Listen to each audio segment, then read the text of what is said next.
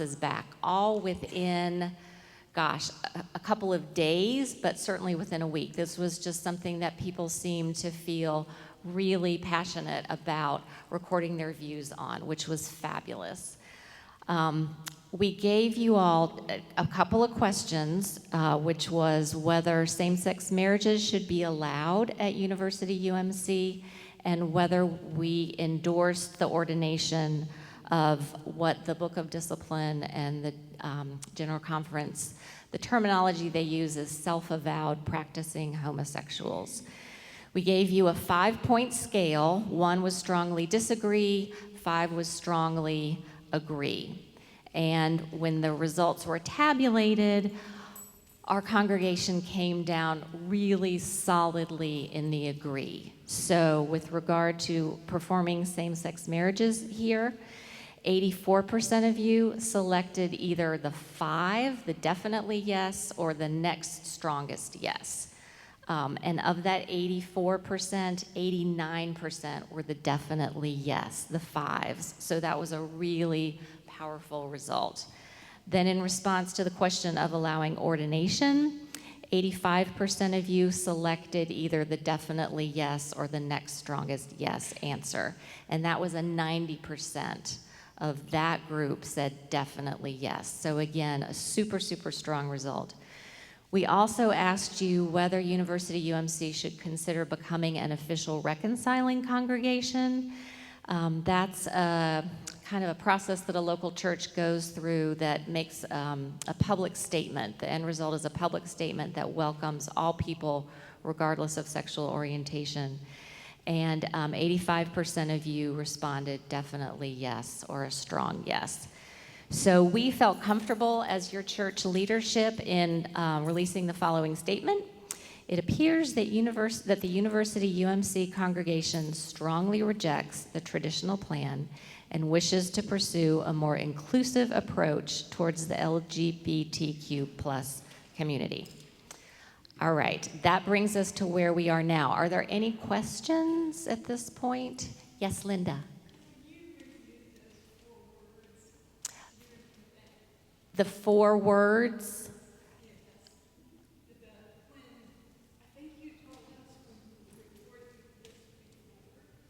Oh, yes. Thank you. Yes. So this was sort of fun. I ran the comments. There was also a place on the survey where you could record just any sort of thoughts, comments, remarks that you wanted to pass along. And I ran those through a keyword density. I'm sure you all here, there are a lot of academics here who are familiar with those sorts of programs. And the top 3 words that came out most frequently were church, all, and love.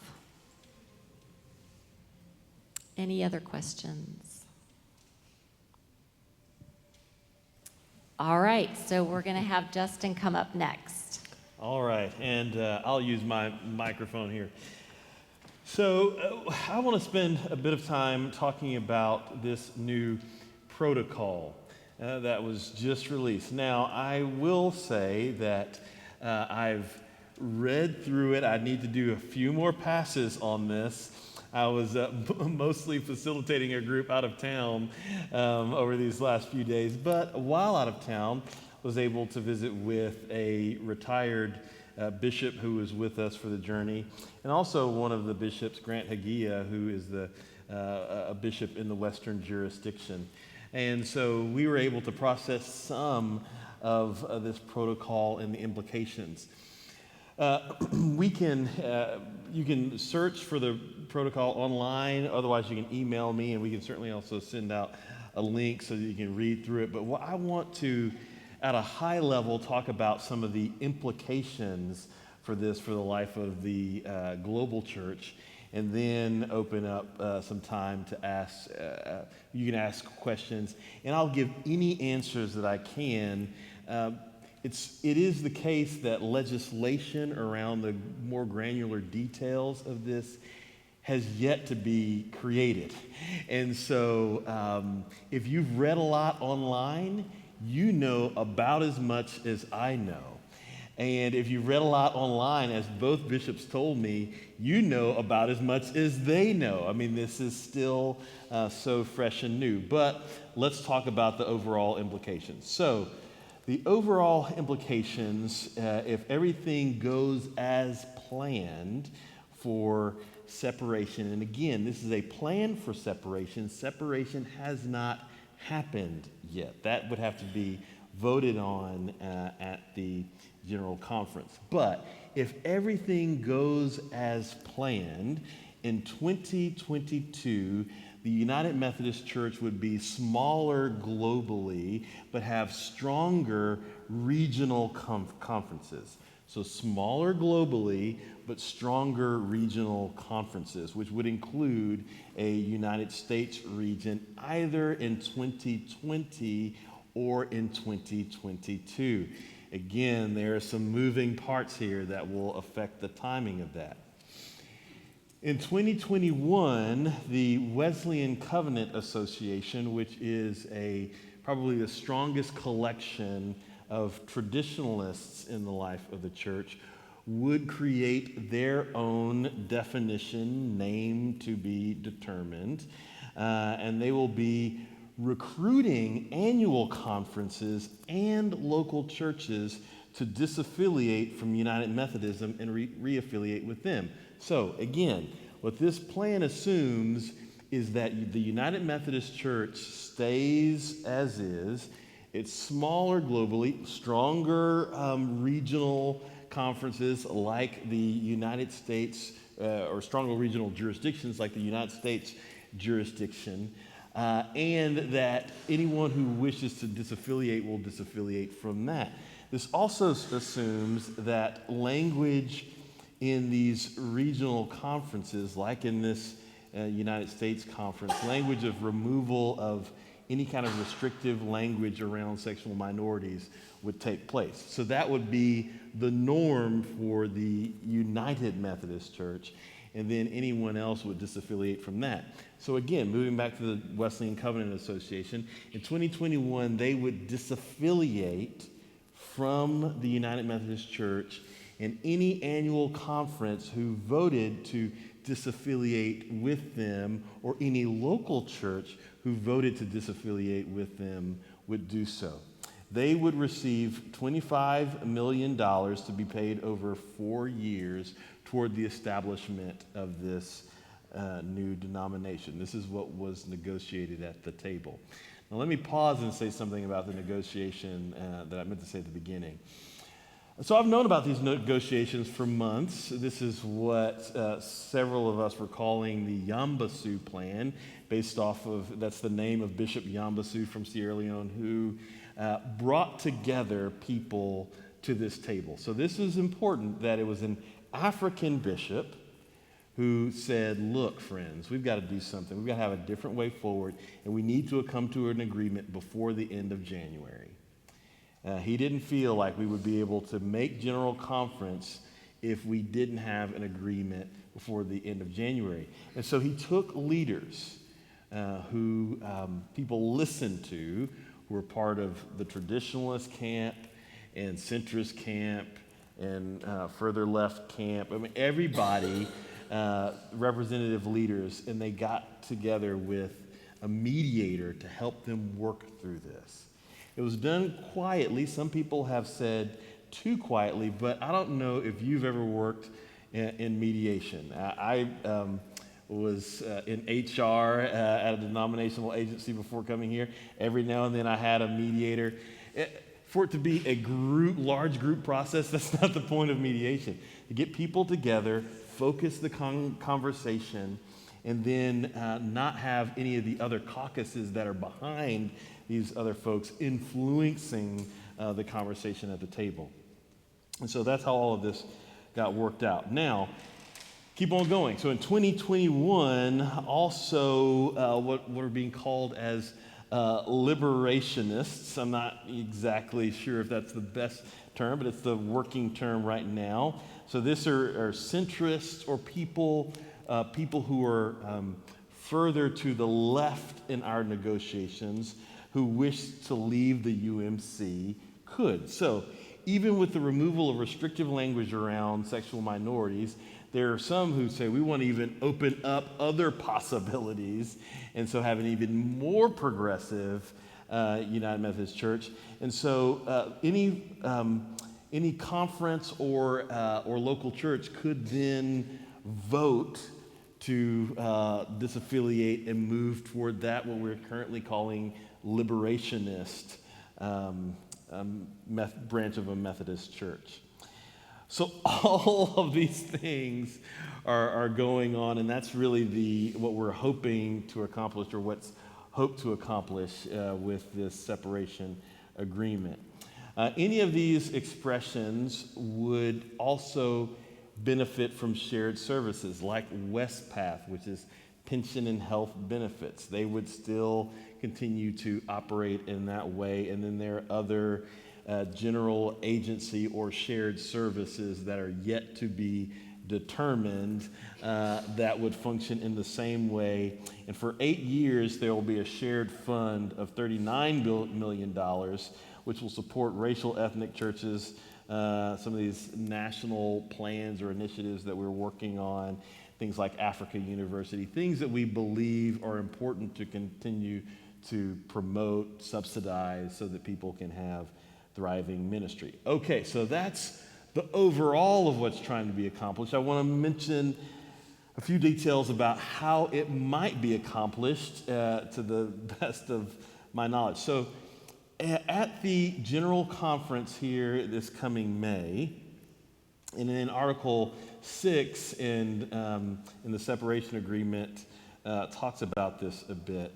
So the 2020 General Conference, here is the best hope for what would happen.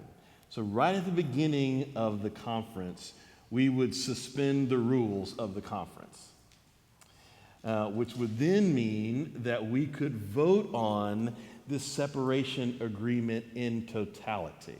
This is the best option. Why?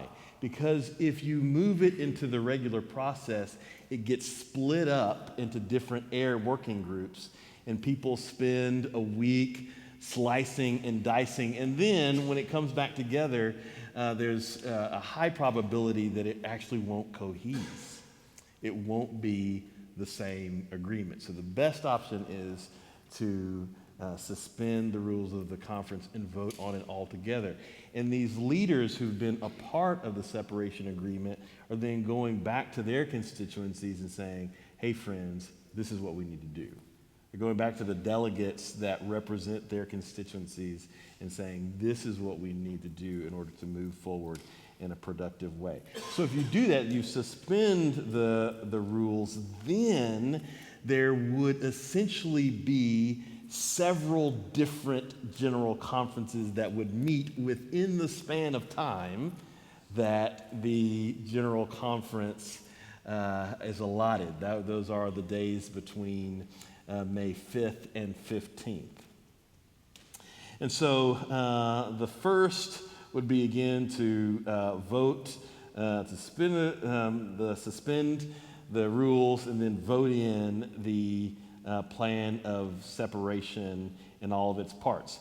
Then there would be the next day, there would be a couple different opportunities for the delegates of on the Traditionalist side to begin whatever that Wesleyan Covenant Association denomination would be. So they would vote to bring that into being. Another possibility there, or these could both indeed happen, is that the special conference of those who choose to remain part of the UMC, so Wesleyan Covenant Association moves, everybody else who plans to remain could meet and then would begin to consider regional conferences. How do you actually set up those regional conferences, and then vote on that? So then, after that conference was done, again, we're still working with the same spans of days that we would already be working in the life of the traditional general conference. Then you would begin to, those regional conferences would meet like many general conferences to pass legislation which would apply to their context, like the removal of restrictive language around sexual minorities.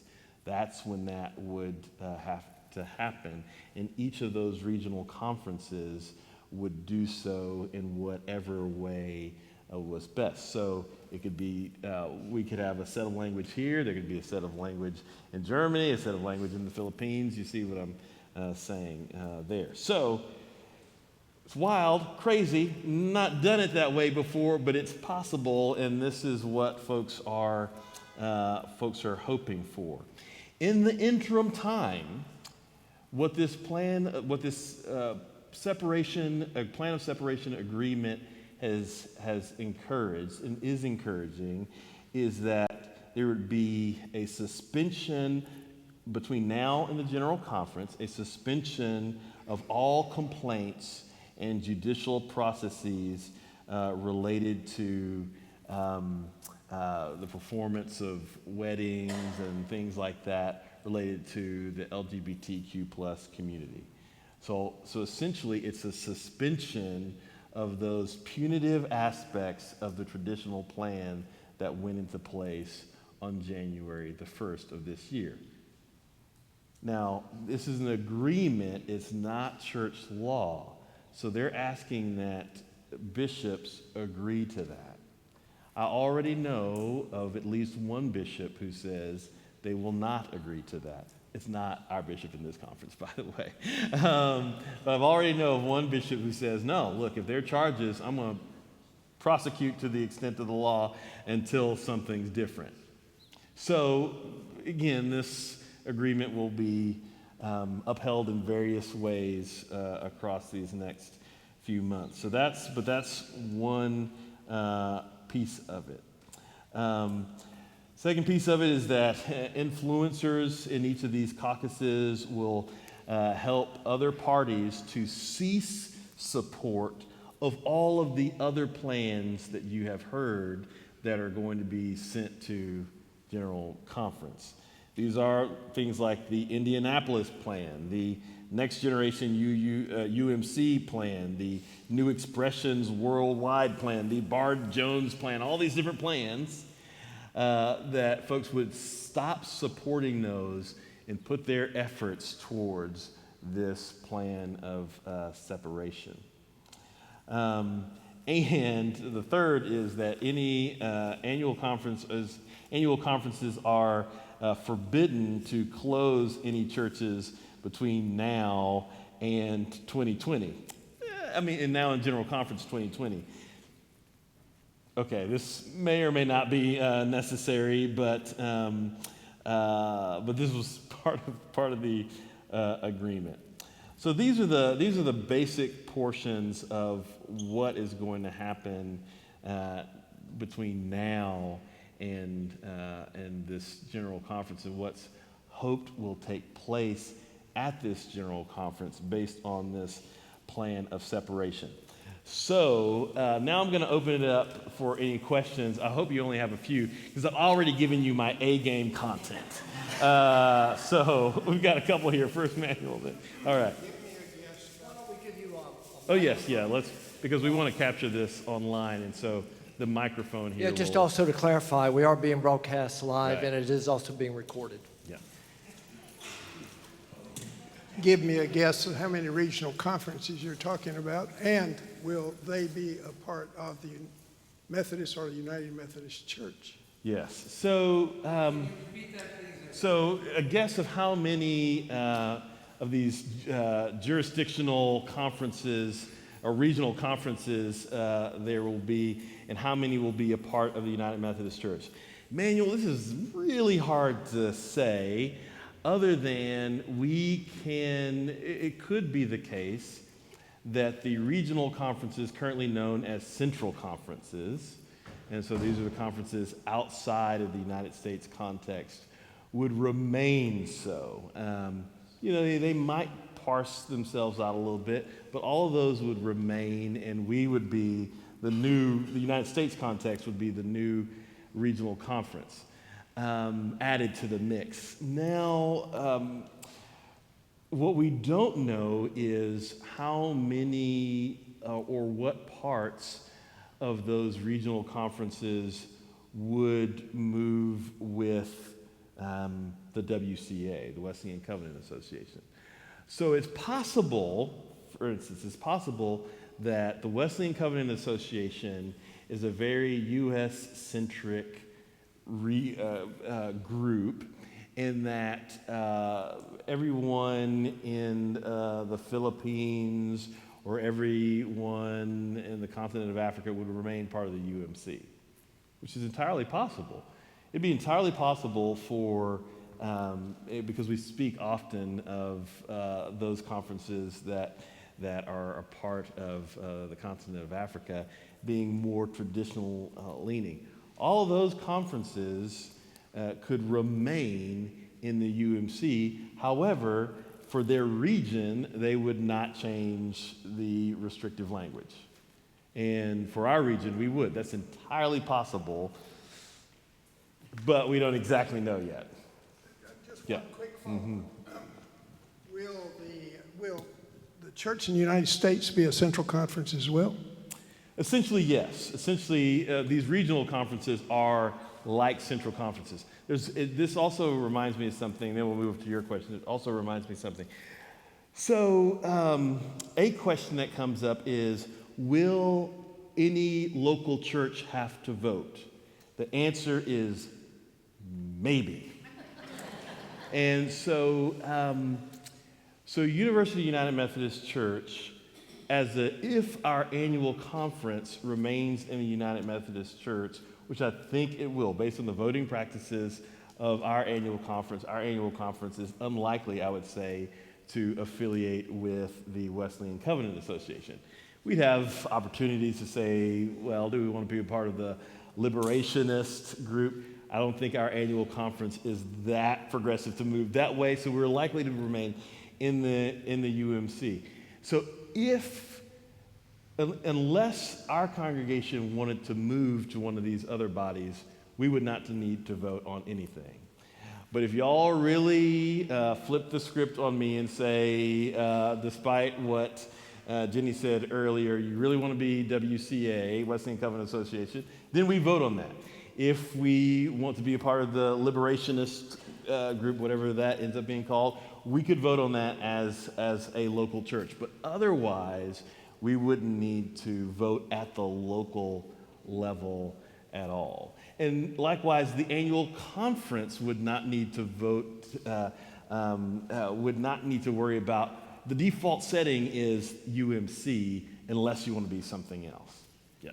Let me simply say along those lines, you heard the results of our survey of about 85% perspective in one direction. At the same time, this is a really important decision for our church.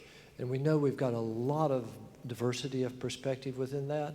So I really want to make sure that as we do move forward, that we have a very open discussion where the full range of perspectives on what we should do as a congregation, that we don't just assume based on that kind of survey data, this is what we're going to do. But once we really see how things unfold, that we take the time that we need with all seriousness, where we're very open and respectful of just a broad variety of perspectives so that we can make this is going to have obviously really very long-term perspectives, not just on us, but future generations, and that we entertain that very carefully. Yeah. Additional questions? You had a question? Yes. Sorry, we'll come back to you. Justin, do you have a couple examples of what the liberation thought perspective is that might differ from what we anticipate? Yeah, I don't have a tremendous amount, but this could be, so one of the plans that moved toward this special session of the General Conference that wasn't discussed much was called the Simple Plan. And one of the things that the Simple Plan did was it removed all restrictive language around sexual minorities, but it also removed other restrictive language that we have related to ordination. And so things like celibacy and singleness, for instance, were removed from the language there. So it really does open up more boundaries around, ordination and things like that. But that, again, the particularities of that have not yet been defined, and so I have only a very loose understanding of what that might be at this point. Yeah. I think we've got a question here first. I'm trying to keep track of who's raising their hand. Well, you answered a little bit of that, because I was just wanting to know, like, what a couple of the highlights were from what are the centurist beliefs and, what language, and maybe I need to read the Book of Discipline a little more myself. So what happens to a global effort, United Methodist Committee on Relief, do you think, Justin? So the global effort of the United Methodist Committee on Relief, or UMCOR, was one of those programs that would benefit from that $39 million fund that would operate across 8 years for some of those shared initiatives that we still believe are important. UMCOR being very high up on that list. And so even in the disagreements that we sometimes have at these negotiation tables, there are some common goods that are believed that are cared for by everybody at the table, and we believe that we should continue to support them. Yeah. All right, I think we've got a handful over here. What did you say about centurists? So what are their, can you highlight a couple of things that are different? For centrists, so for centrists, or for what would be the United Methodist Church, what would remain as the United Methodist Church is essentially the one church plan. It's essentially the one church plan that would allow for at least regional differences related to language, but it would provide the room to be an open and inclusive environment. Yeah. Okay, just to go back to the reconciling, I know that would be our church would decide that for our church. How do you see that with all these other plans? Yeah, that's a great question. That's a great question. So after the special session, before the special session of General Conference, I said, look, we got to get through this special session, because if we get a certain kind of vote, we will be normatively reconciling churches. Well, so then that didn't happen. But we knew that this regular session of General Conference was going to happen here in May, and there was going to be a lot put on that. So we said, okay, let's see where we get for May. If this plan of separation does not pass, then what it means is that we are back to traditionalist plan church. And after some of the most Herculean efforts of negotiation that our denomination has seen. So then our church has to ask some questions and answer some questions. Is this context, would a traditional plan context be a context that we would be willing to remain in? Because then it really would be a while of remaining in that. So then all the usual disaffiliation mechanisms that we voted on at this special section would come into play. So we pay out a certain portion of pension liability and all these kinds of things. We essentially, buy out, pay out our portion. And then I do believe that there would be other denominations that would try to form on the other side of local disaffiliations. And so we could then at that point just vote ourselves into a reconciling system.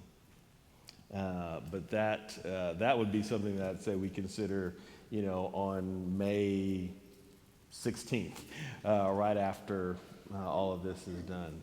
Yeah. So I'm currently applying to divinity school. Yes. How is this going to impact candidacy? funding, Yeah. me getting a job after I graduate. Yeah. Okay. So All we're, that good we're all stuff. we gotta support Katie here. We gotta support our sister. As soon as this plan, this new plan was published, I had a group of divinity school students who are associated with the Texas conference say, "How soon can you meet us?" Because I do think across divinity schools around the country, there is this concern. What am I going to school? I know I want to go to school to be a part of a religious vocation. I don't know what kind of church I'll be a part of. Will there be a church to be a part of? Is it rational to continue along this path, or is it insanity to continue on this path without knowing what else is coming? And so what I am saying is, peace, be still. Continue on the path, because I do believe there will be a denomination, a body that you would be able to, and other folks would be able to affiliate with. Now, the economics of all this system could look different. I don't exactly know what everything will look like, but I still have high hopes that you can continue forward and be when at the point in which you're ordained, be ordained into a new system that's more resonant with your sense of call and vocation. So that's my story, and I'm sticking to it here. Just a quick point of personal information. Mm-hmm. Who specifically owns this church building and the land it sits on? So it's owned by the church. It's owned by not our local church. It's owned by the conference, and so therefore the United Methodist Church. It's called the trust clause here. And so, if we were to disaffiliate, we would ask that we take our church and our property with us. And this is the same in the provisions for the plan of separation, that churches, even in the Wesleyan Covenant Association, they would leave the denomination but take their local churches with them. So we would not have to up and become nomadic, we do not believe. But if that happened, where there is a people, there is a church, and we'd get it figured out. But we would prefer to remain here. This is not so much a question, but just a few comments. So May is not far away, so we'll soon know. But my own, I've been reading everything I can over the last few years, and I think part of what's behind, and by the way, this whole group of 16, gang of 16, with the mediator, this guy Feinberg, this is a wonderful, wonderful story. There's some articles online if you want to read about this. This guy he's a Jewish man who gifted his time and made this happen. All of the members of the group say it would not have happened without him. It's a wonderful, wonderful story. But what I wanted to say was that I think a lot of what's going on here is those who embrace the traditionalist plan are in a minority in the U.S., and that minority over time is getting smaller. And I sort of feel like they see that this is the best deal they can get, and they probably are inclined to support it. And I think so. I also want to say this: I'm sure for many of us, the idea of breaking the church apart is very, very hard. But I have realized over the last year or so, many leaders of the church have come to feel this is inevitable. So if this is inevitable, what is the best outcome? And I feel what this plan represents is the best possible outcome.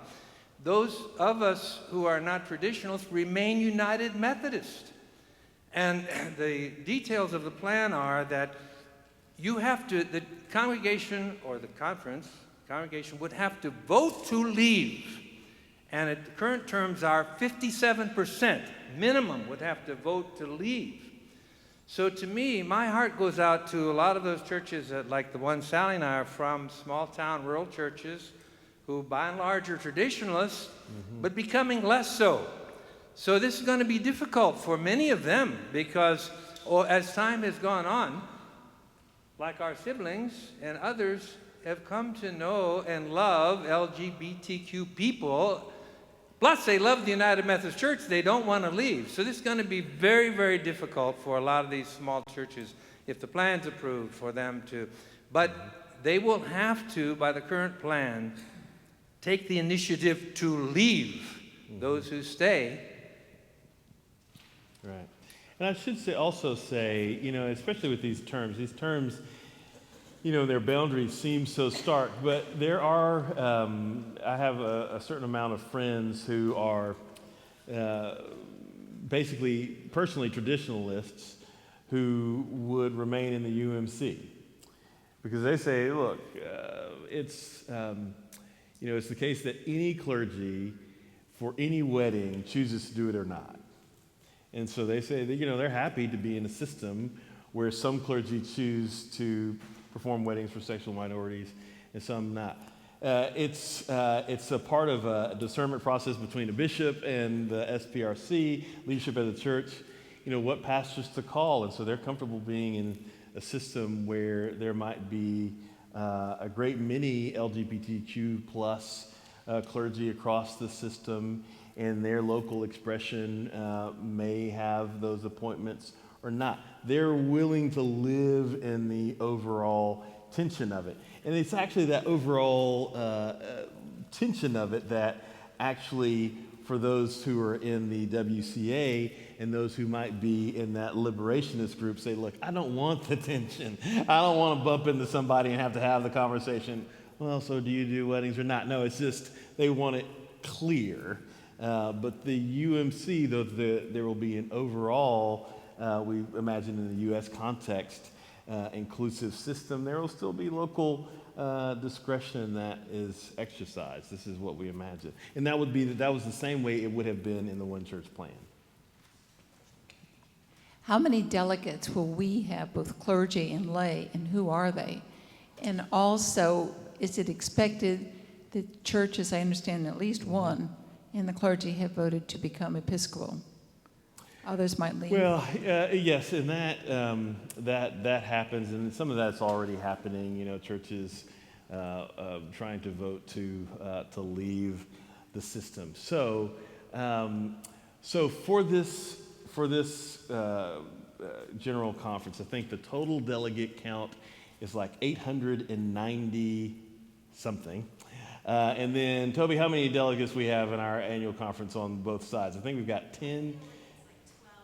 Yeah, it's like that on either side. So you've got about 20 people going and able to vote from our annual conference. Clearly not every local church gets a vote, but that is meant to be representative. Our annual conference on both our clergy and our lay side voted in centrist to progressive delegates. So everybody who's coming from North Carolina fits that category. You know, if that brings you any comfort or hope or frustration, you know, that's what we have coming from North Carolina. Now, as it relates to any vote that we would have after this general conference, and then as annual conferences need to consider whether to remain in the UMC or go towards these branch groups, then we have as many votes as we have clergy and their lay equivalents. So it's a pairing of 1-to-1. And so, you know, if you think we need to temporarily hire a couple no, just kidding. But that's how it works. You have the number of clergy plus, so we get 10 votes all together. This question may have been answered already, but I was a little surprised to hear you say that you expect the North Carolina Annual Conference to vote to remain in the UMC and not join the WCA. Did I hear that right? You did, yeah. So why? So why would I say that? Yeah, this is a conference that if you look over the last handful of quadrennia, we have had delegations that might have folks over to the right and might have folks over to the left, but has generally voted centrist together. After our delegate elections this year, we saw both on the clergy side and on the lay side, folks vote in a centrist to progressive slate. So that means that our conference has high, so it's going to take 57% of the annual conference voting to leave to be able to leave. Traditionalists wanted 50 plus 1, and then centrists wanted the typical 2/3 threshold, so it got to 57. That's how that was negotiated. So it takes 57%. I don't think that based on our voting practices that 57% of our annual conference would vote to move towards the WCA. And if it did, that then means that we would have a lot of churches that would then vote to leave our annual conference, which is possible, yes. Really quick about what you were talking about in North Carolina, the demographic in North Carolina, we are really more of a minority denomination than Southern Baptist in that, because I think, I hope I'm not assuming that you're kind of saying that based on like voting and political affiliation. So remember that as United Methodist Church, we are lesser numbers than Southern Baptist in our state. Yes, it's true. It's true. And I think some of their beliefs are along different lines than are more conservative. Maybe that helps. Well, and we do have, it's true. I mean, we do have, everyone here knows that there are very traditionalist churches in the life of our annual conference, but it's just, it would be, I think, pretty remarkable for the balance of our annual conference, 57% of our annual conference is to say, yes, we're going to move towards the WCA. And if it did, that means a hefty percentage of our annual conference would then vote to disaffiliate with our annual conference, and we'd have our own mini North Carolina, smaller North Carolina annual conference that would then move forward into something else. All right, so I want to be careful. Have one more question. Would that be one okay? more question. Yeah, since we've gone a little bit over our time. Yeah. Okay, this is really a comment. I just really like to thank you, Justin, and the rest of the leadership in the church for keeping us so informed. I think there's many churches out there where the people in the church had no idea what was going on, and they read this stuff in the newspaper and were totally shocked. And I don't think that happened here. So thank you. Well, you're welcome, and that's you're welcome. Let me ask another question right quick. Final. This is final question. Well, you get to be a retired Methodist minister. You just do what you. Yeah, I've been to annual conferences for 50 years, okay? And every annual conference, something can happen. I want to know the picky thing.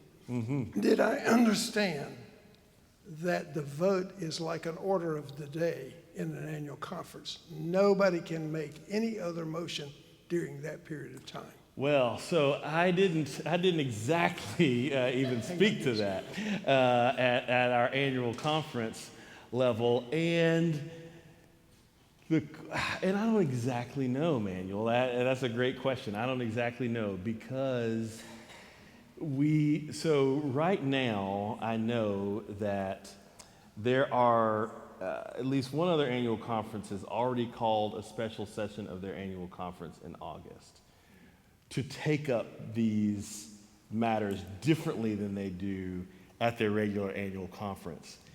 I don't exactly know all of what that means just yet, so I don't have a great answer to your question just yet.